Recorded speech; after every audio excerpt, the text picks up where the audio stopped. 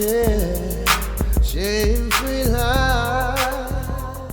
Hey, shalom and blessings to your family. Hope you're doing well. If you have not yet subscribed to the Shame Free Life channel, I invite you to do so. Hit that subscribe button. If any of the contents have blessed you, like the contents, share the contents with someone else. I won't be before you long, but I just want to talk to you very briefly concerning something that I was reading actually in Genesis chapter 32. It was an account of Jacob. He was in the desert by himself, sent his family over to the other side, and he's alone to engage in a main event, a wrestling match, a grudge match with an angel from Yahweh that was sent to him. And his thigh was dislocated by this angel, and they're tussling and they're going at it. I mean, hand-to-hand combat. And it said that Jacob prevailed against the angel that was sent to him. Now, we know that it's no way possible that a man in his human strength can wrestle against an angel of the Most High and actually win. But I want to look at this metaphor and just put a whole nother twist on it so we can get something out of it for ourselves, just like I have, and I continue to meditate on it. I want to talk to you very briefly about reality versus reputation, or reputation versus reality. In this main event, Jacob, whose name means trickster, con man, swindler, just a lowlife, I mean, just a cheater. That's all that he was. That was not only his name, but his identification. Everywhere he went, people knew him by his reputation. A reputation that was just downright despicable and had the name that followed. So he had this stamp, he had this label of a reputation. But in this desert of being alone, his reputation now is in combat mode against the reality. His name was later changed to Yisrael, the opposite of Jacob. But it didn't come without a fight. It didn't come without being in a place of being alone, solitude, and engaging in warfare, not against anybody else, but himself. There comes a time in life whereas people may not understand, while you at a place of solitude and you must be alone. I'm not talking about being a hermit and being antisocial, because we are social beings, and that goes against the grain of our own DNA to be social beings. But there comes a time in our lives where we're called to a place to be alone. It may be a geographical place.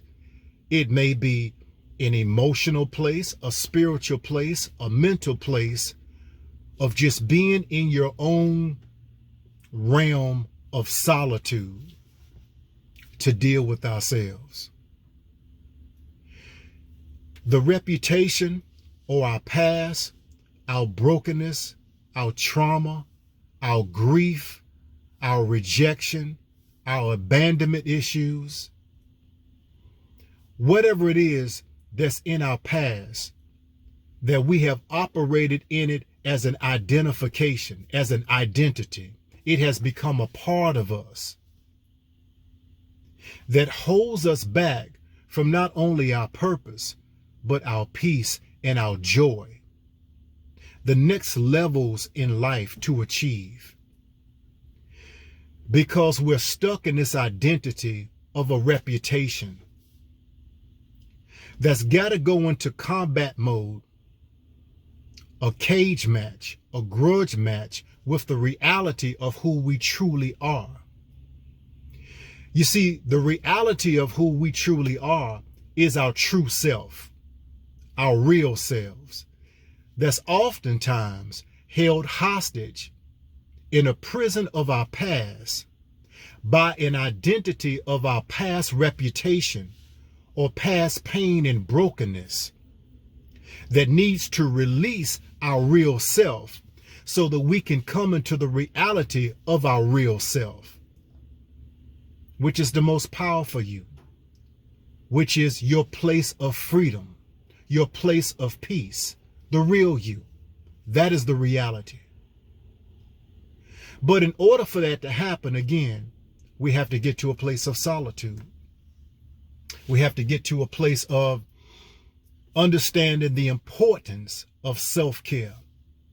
And self-care may not be going to the party that you're invited to, going out with your boys, going out with your home girls, going here, going there, even going to a church service, going to any kind of service, going to any type of function.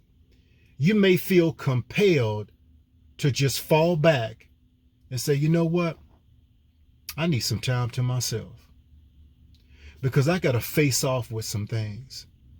I've got to engage in a wrestling match like never before. I'm going to have to put on my hard hat, put on my tool belt and my work boots and go to work. I got some soul work I got to do.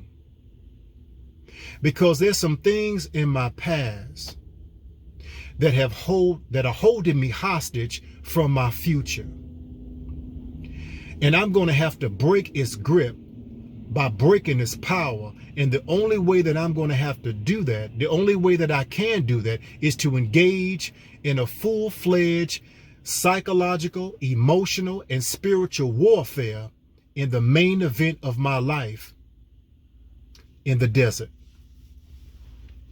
Now, this fight, this wrestling match that took place with Jacob and this angel, nobody was around. Nobody was there to truly eyewitness what was taking place. Sometimes you have to send people away. Sometimes we have to get comfortable with just being alone. There's some people that just don't like being alone. They're used to having people all around them because it gives them a sense of security and safety. Being alone actually frightens them because now they have to go to battle with those ancient demons that deserve to be slayed in your life. Reputation versus reality in the main event of your life. So as I'm reading this and continue to meditate on this, I just want to drop in and kind of share this with you and just encourage you. If you are right now in the main event of your life and you've been called to a place of solitude, a place of being alone, just for a season, but also for a reason. For a season, just for a time. For a reason, to slay those dragons, to slay those demons, to face off with those old ancient hindrances that's been haunting the house of your mind, to get rid of them once and for all.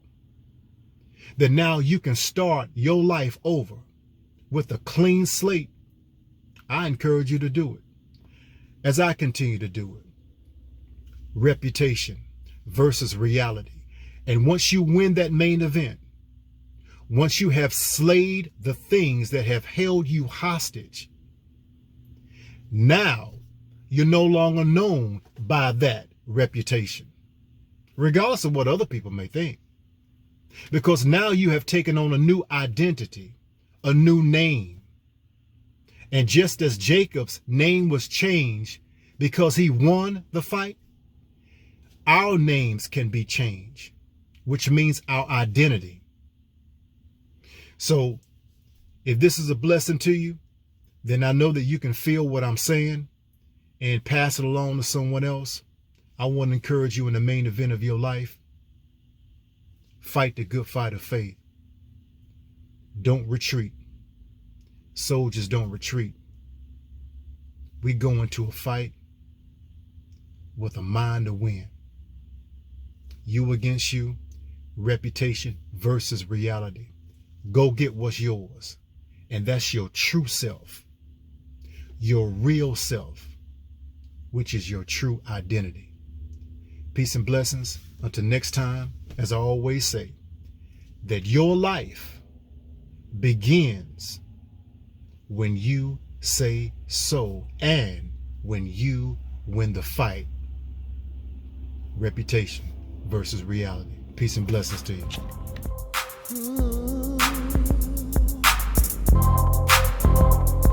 Yeah, shame-free life, shame-free life, shame-free life.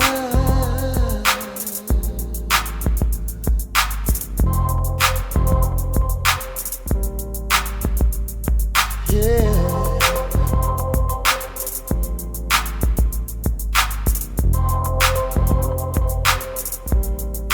Shame-free life, shame-free life, shame-free.